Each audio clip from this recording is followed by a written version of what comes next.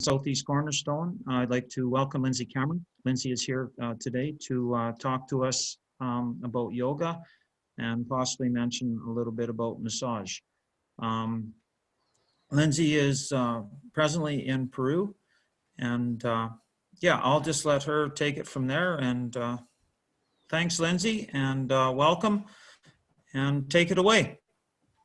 Awesome. Well, thank you for having me on here. We had a little bit of technical difficulties at the beginning. I'm probably the least techie person and my partner's not here to help me. So thank you for bearing with that. So I'll just share with you my yoga journey and my experience. I started practicing yoga when I was 18, 19.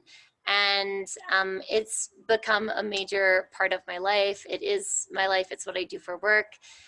It's what I do for finding peace and grounding. And it's how I remain to stay healthy and balanced and grounded. So yeah, we'll start. So I started my yoga journey in Halifax, Nova Scotia. I was introduced to yoga when I was living in Brandon.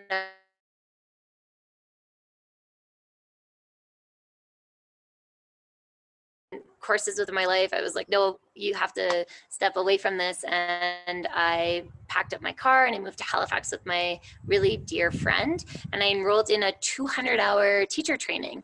And typically yoga trainings, they are 200-hour, 300-hour, 500-hour. And this was my introduction. So I spent an entire year in Halifax where I would meet every weekend and we would go over asana and yoga philosophy. And I did this for 1 year, and then I was guided to my next practice, which would be in Kripalu, Massachusetts. So I moved to Massachusetts after a year of being in Halifax to further my study in yoga and Ayurveda. And Ayurveda is the soulmate of yoga. It is the medicine off of your mat. So it's understanding the language of food, it's understanding the language of plants, it's understanding the language of nature. Whereas yoga is very much so focused on the physical and spiritual body.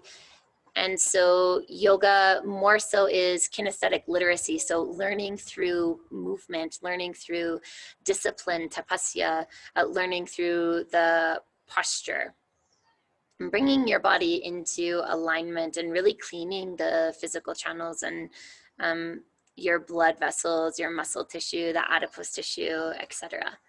So I spent a year in Massachusetts, which then guided me to my next school and my next teacher. And here I went to Albuquerque, New Mexico, and I spent the next 3 years in Albuquerque. This schooling was different. So in Halifax, it was a 200-hour training. In Kripalu, it was a 650-hour training. And when I went to New Mexico, this was a 3-year program, and it wasn't based upon hours like the other ones. This was a diploma for the 3 years where I was studying astrology, I was studying yoga, I was studying herbs, I was studying Ayurveda, I was studying Marma Chikitsa, which is body work, which is closely related to massage therapy, but it's more ancient and more focused on energetic channels, energetic points, energetic pathways. So when I moved to Albuquerque, it was many, many, many hours spent studying. I'd be up at, 5 every morning, and I'd be studying from 5 until 7:30, and then I'd go to school from 8 until 8 at night. So it was very, very long hours. When I was in New Mexico, I ended up getting a degree in massage therapy. I ended up getting a diploma in Ayurveda. I got a 500-hour registered Yoga Alliance yoga teacher training. I was doing many, many things here. I was studying astrology. I was studying movements. I was in the desert. It was amazing. It was a wonderful experience. And it was quite pricey. So if you do want to embark on a in-depth yoga teacher training, you are looking at spending quite a bit of money. If you were to do a 200-hour, you're maybe looking at $3,000 to $5,000. But if you're looking at embarking on a yoga teacher training where you're there for the year and you're immersed in their lineage, and you're looking at more, so when I did this, which would have been 5 or 7 years ago, it was 14,000 USD a year. And that didn't include rent, that didn't include food, that was strictly just to study at this school. And unfortunately at this time, there was no scholarship options available. However, there might be scholarships now. I really don't know if they've changed their system and their schooling, and if the prices have went up or if the prices have went down. I'm not too sure, but to study Ayurveda and yoga where I was, it was about 14,000 American a year. So after I studied in Albuquerque, I moved back home to Saskatchewan, and I needed to save money and I needed to work. So I spent a year at home in Saskatchewan teaching yoga, teaching Ayurveda, doing massage therapy and Marma Chikitsa, which is body work, very specific to the individual. I was fortunate enough to have an opportunity to work at the Oxbow Hospital where I had a grant. And here I worked with the long-term care patients. And it was really amazing. It was very, very gentle yoga. Many of the people that were in the hospital, they had a hard time with movement, and they had lots of pain. So it was a beautiful opportunity and experience to work in the hospital system and bring some movement and bring some light, bright energy to their space. So I also was lucky to receive a grant through Oxbow at the Friendship Center. And this grant was for community building, community movement. And so I had a certain amount of money, and I could teach like 3, 4, whatever I really chose, yoga classes a week. And then the community could join in for free, and the government would pay me to do this work. And so we did community immunity building, and I would share yoga asana with children. I'd share yoga asana with adults. I'd share yoga asana with the seniors. It was just a really beautiful way to engage with the community and teach them about mindfulness and health from a real health. So I also taught in yoga studios. I taught privately for myself.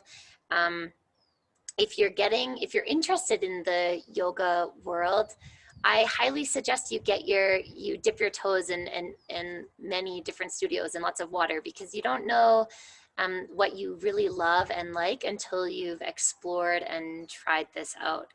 So for me now, I only work for myself. I still will do gigs, of course, if someone asks me to come in and join, say at the school or at a hospital or in a senior center. I absolutely will work with other people, but I love to travel. And so it's easier for me to work on my own schedule, on my own time. And this is just a picture at the Alameda School, and this is a picture from the hospital in Oxbow. So I spent a year working and saving my money so that I could leave, so that I could travel, so that I could be inspired. And so yoga is my passion, and I want to share this with as many people as possible. But in order to do so, I have to feel inspired, and I have to feel alive, and I have to feel good in my body if I want to spread goodness. So I worked for a year, and then I was fortunate enough to get a gig in Tahiti, in the Polynesian Islands. And here I taught yoga while my teacher, Simon Chokoisky, taught Jyotish, which is Vedic astrology, and we weaved the two together.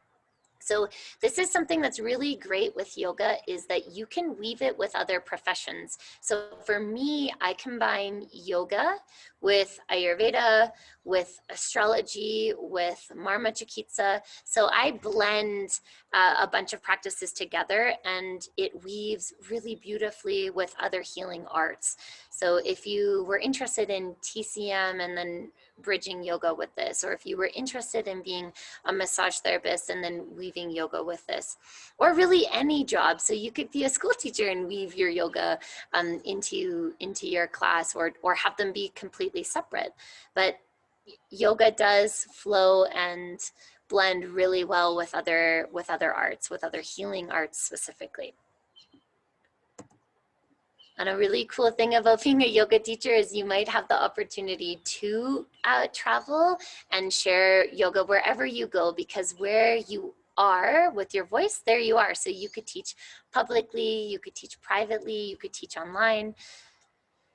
And so after Tahiti, I came back home to Canada and I worked, because I knew that I was saving to go on a big adventure. I was traveling to Europe for a friend's wedding. And from there, I decided I was going to go to Australia to further my yogic wisdom and training. And so I did. I went to Europe. I went to Australia.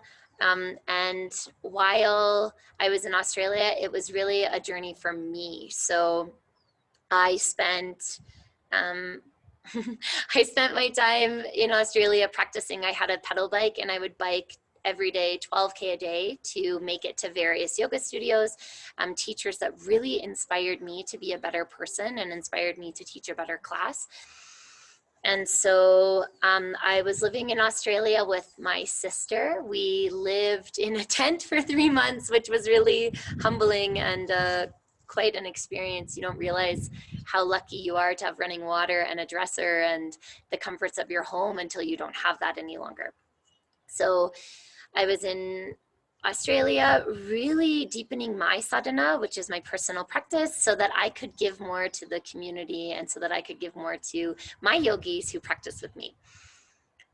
So just so that you know, if you do plan to go to Australia, it's very expensive. Okay, so it's not cheap to live in Australia. You most likely will need to work while you're living there, or do what I did and live in a tent for very cheap. But it's not very luxury at all. No. So this is just some pictures of me and my sister in Australia. And after 3-4 months in Australia, I decided that I wanted to continue traveling. So I went to Bali. And for any of you kids out there who are really interested in yoga, I highly recommend Bali, actually. So Ubud or Canggu is an excellent place to embark on a yoga journey. It's quite cheap to live in Bali, really cheap. You can do it very inexpensive. You just have to look around. You could also do it very posh and expensive. But I absolutely love Bali. I love Ubud. I love Canggu. Some of the most beautiful yoga centers are here. The yoga barn is outstanding. It's an excellent place. But there's lots of yoga available, many styles, many lineages. If you want to check out Bali, it's amazing.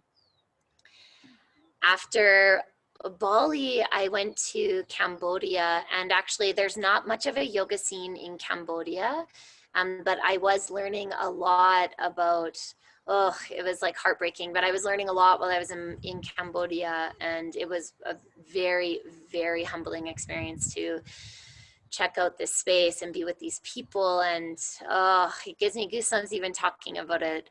So Cambodia, you're not really going to find as much yoga as you would in Bali, but I mean, for the heart expanding, heart opening experience, and just seeing the way that the people live, and with very little, they do so much. And I highly suggest checking out Cambodia if you have a chance. But while I was there, again, it wasn't really for yoga, but it was yoga in terms of what I was learning about union and connection and health, and how important community is. So these are just some more pictures from my journey in Cambodia and Bali. And after that, it was about 6 or 7 months, I came back home to work again. So I felt like I needed to come home. I felt like I needed to ground. I felt like I needed to make an income. I had learned a lot living in these places where, like I said, there's no running water. And if you do get running water, it's ice cold and it can be quite dirty. And there is, no dressers, it's very, very different living. And so it was an extremely humbling experience to not have my Canadian luxuries. And anyways, I knew I needed to come home. I needed to make more money. And so I came back to White Bear, and here I was sharing yoga, Ayurveda, and massage therapy. And so for me, how I like to live my life is I like to spend half of my time in Canada and half of my time not in Canada. So I'm not as big of a fan of the winters. I like the sunshine. I like the warmth. I love the ocean. I love the desert. So I like to leave half of the year, and with my job, I'm able to do that. So I work half my time in person. When I'm in Canada, I do massage therapy. I work in different yoga studios. I work in the hospital. I work on grants. And when I leave, I mostly work online.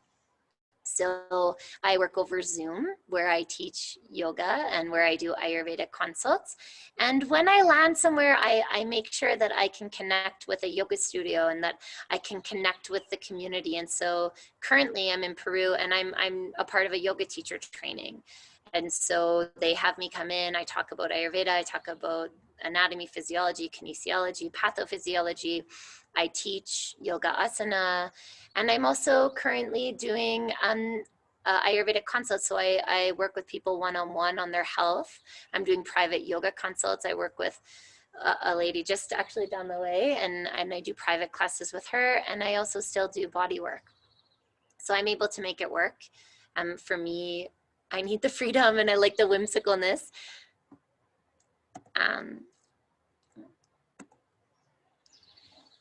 So I've done yoga in Mexico, and actually before COVID, I had a gig lined up where I was gonna do a retreat with a friend who's a photographer, and she was gonna offer her gig and I was gonna offer yoga and Ayurveda, and we had something planned out with a hotel in San Pancho and Sayulita, but unfortunately that fell through with COVID. We couldn't offer that. We still hope to, but it won't be for some time. But these are some pictures from Mexico. I put in the rooster for my dad. Thought he'd like that. And so just to be clear, there are many styles and many lineages of yoga. And so you can do very traditional yoga, which is my favorite for sure. I really like keeping the Ayur yoga tradition alive. I love speaking Sanskrit. It touches my heart. But just know that there are endless amounts of yoga that you can be practicing. So a form of yoga that I've recently been into in the last 2 years is Acro Yoga. And so my partner and I, we practice yoga together, and he usually bases and I fly, and we do it the other way around too. I fly him sometimes too, but it is a playful, fun practice. It speaks to my soul as well in the playful way, but I do prefer yoga as medicine, yoga very traditionally. I'm passionate as well about yin, which is long held postures where you stay in a pose anywhere from 2 minutes to 5 minutes. And so you're targeting your bones, your joints, your fascia, where you're promoting flexibility on a physical level, but most definitely a mental level as well, because it takes some discipline, and it's difficult sitting with yourself for 1 minute, 2 minutes, 3 minutes. All of a sudden you see all of these things coming to the surface that maybe you don't like about yourself, or maybe you don't like that feeling within your body, but you train yourself to breathe through it. You train yourself to come into parasympathetic nervous system, where you're not running from the tiger, the lion, the bear, where you're sitting and you're like, okay, I'm going to breathe into this discomfort. I'm going to watch this shift. I'm going to watch it change, and I'm no longer going to hold on to this heavy, icky kind of energy.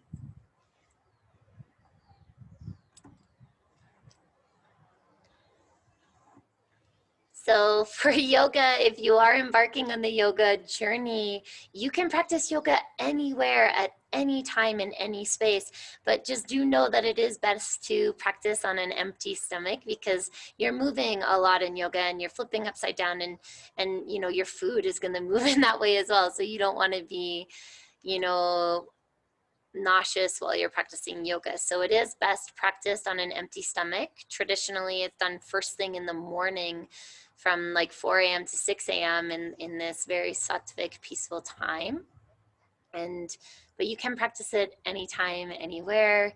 The great thing about yoga is that it's union. So the word yoga means to yoke, it means to unite. So it's an opportunity for you to connect with yourself. It's an opportunity for you to connect with your breath. It's an opportunity for you to really see, hear, and listen how you're feeling, and then how you can move in a way that's going to be benefic, that's going to promote harmony, that's going to promote health, that's going to promote balance.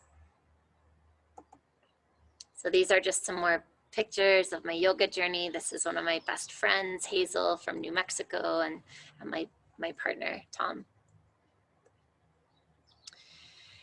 So currently I'm living in Peru, and I work 4 days a week online, and then I do 3 days where I'm working with the community. I really love this setup because I can connect with my community back home in Oxbow, Alameda, Arcola, Carlisle, White Bear. And then I can connect with new people here, the locals or the travelers coming into PSAC. And so for me, being inspired is really important to me. So I need to travel. I need to be around new people. I need to be around new yogis. I need to see new land. But I know that this isn't for everyone. So some people might prefer the comforts of being in a yoga studio where they have a steady paycheck. For me, I like the adventure. I want to invite newness. This is a picture of Machu Picchu. Oh, such an incredible place. It's 2 hours from my house. It's just absolutely amazing. I'm really fortunate because of the COVID and the situation of the world right now. Tours are like very private. So when I went, there was 80 people. On a regular day, there's 10,000 people. So perfect time to be in Peru.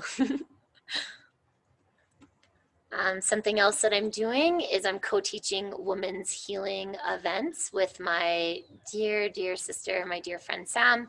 And we offer courses for women so that they know how to connect with their bodily rhythms. So women are infradian. We follow rhythms that are longer than a day. And so our cycle, women move through very different hormonal phases than men. And so I'm teaching women to connect with themselves and to connect with their rhythm, and just teaching them about how to be balanced, how to be healthy from a women's perspective, because we're not actually taught this in school. We're not taught about our infradian rhythm, our like luteal, follicular, menstrual, ovulatory phases. We don't really understand this. So I'm teaching women how to connect with themselves. I'm doing this with the women here. We do public events, we do online events. But that's really dear to my heart as well. So like I said, living in harmony and with nature is top in my priority. So I know that in order for me to give to anybody, in order for me to share my services, I need to be balanced, I need to be healthy, I need to be happy. And so a big part of that for me is traveling and exploring. A big part of that for me is constantly learning from new teachers and learning new lineages, new ways of being. So I love traveling to third world countries and living very simply. For me, that works. I know it's not for everybody, but it most definitely inspires and uplifts me. And then I'm able to share my gifts and my talents, and then everybody else around hopefully will be inspired, and then they'll too share their gifts and their talents. This is just more pictures of Peru, my dear friend, more pictures. To the right, that's actually not here in Peru. That's at Angkor Wat in Cambodia, an amazing, amazing site. It's one of the wonders of the world, same with Machu Picchu. So I guess if I'm to share anything or give you any advice, it would be that you can do anything with your life. Your life is so sacred. Your life is so precious, and you're meant to live your best life. You are meant to share your gifts. You are meant to share your talents. And this is going to be unique to the individual. So what gives me passion might not give you passion. And your neighbor and your friend, your mom, your dad. So I encourage and invite you to really listen to your heart, listen to your gut, and share your gifts, your talents in whatever way you are inspired to do so, and know that there are endless potential and endless possibility. So for me, when I was 18, I never would have guessed that I would be currently in Peru teaching my dream job online and publicly. And really, I've been able to travel the world with my work, and that has been incredible. And so just do what feels best for you and step away from the pressures that you might feel from family, from friends, from society, and listen to your heart, because your heart will never guide you in the wrong direction. It's always going to guide you in the proper path. So yeah, I think that just listen to your heart, listen to your gut, and share your gifts. Do the things that inspire you, whether that be you're a plumber, an electrician, an astrologer, a gardener, a teacher, a nurse, a doctor, a dentist, a vastu, a feng shui artist. You just do what you need to do, and that will uplift and benefit the world. So I believe that's the end. Yeah, see. Do you have any questions? Hi, Linz. Yeah. Linz, it's your dad here. I'd just like to say that it was a wonderful presentation, and I think you've given the kids out in Saskatchewan and so many adults so much information about yoga, about just life in general. And just as a little side note, I went to Regina on Monday, and I had to get my eyes looked at and a few things, and they said that my tear ducts are all scarred over, so I can't, they're badly scarred, so my eyes don't water. But I'm sure if my tear ducts were working, my eyes would have been watered up pretty good, because just what you said, I'm very proud of you, and just some life values and some things that you're expressing to the kids and children and adults out there. So I just want to thank you so much, and take care.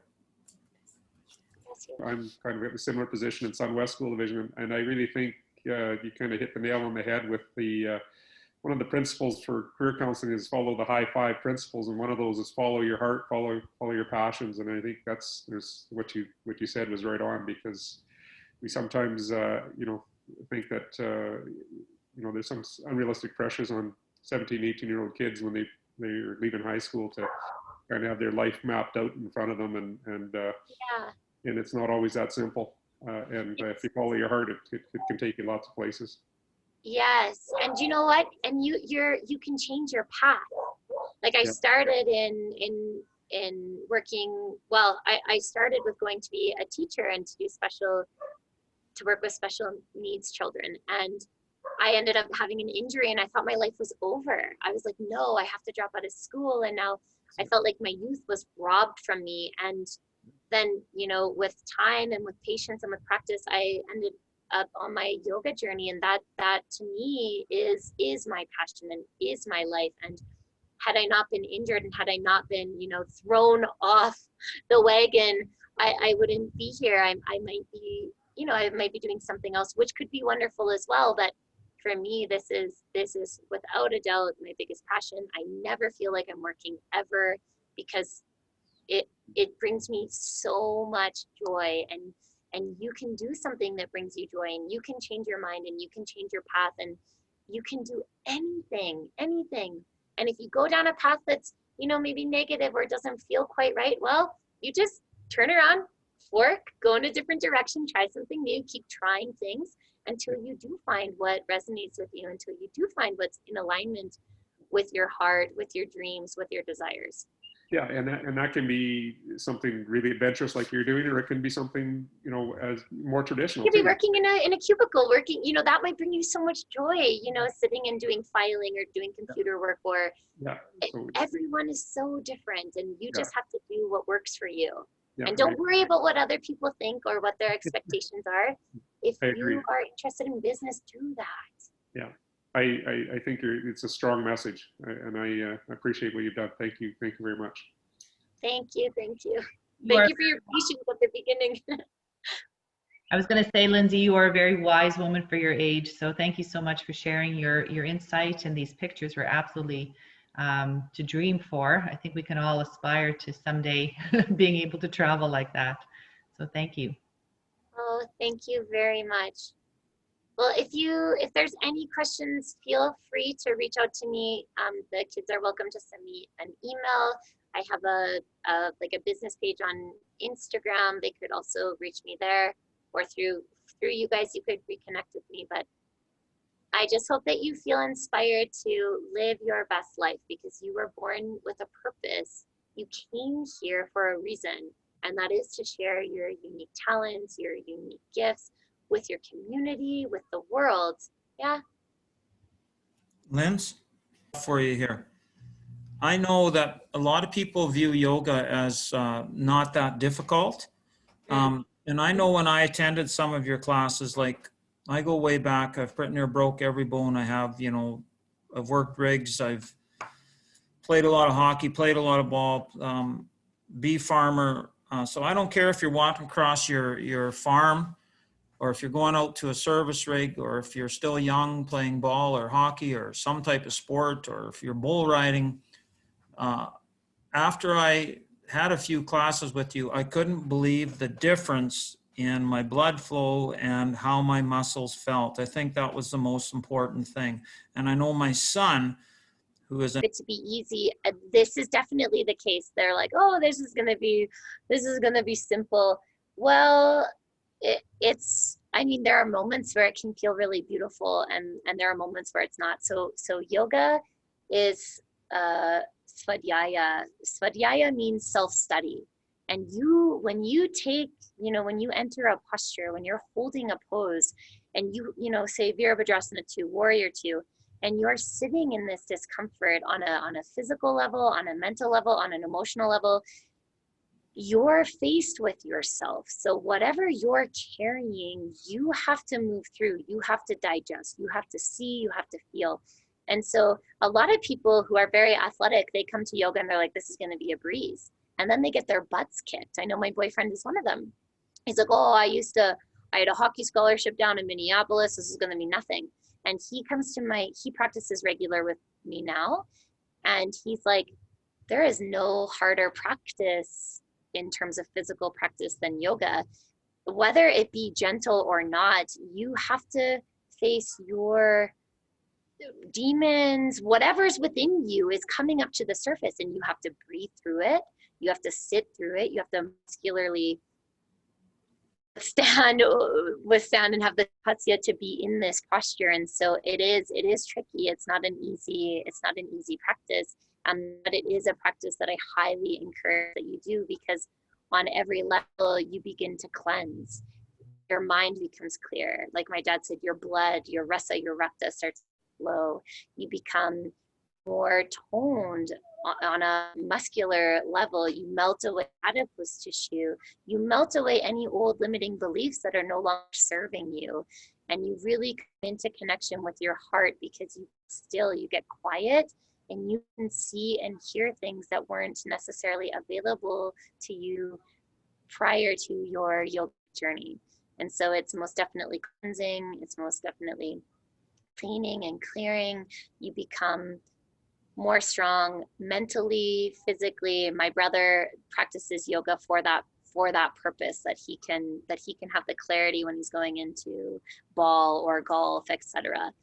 So the benefits of practicing yoga are tremendous. And I can only speak from my personal practice and then those that I teach, that I can see, you know, years of stress and tension and dis-ease, discomfort melting away from their being because they're choosing to no longer carry that story, that narrative, that junk in their body, in their mind. Okay.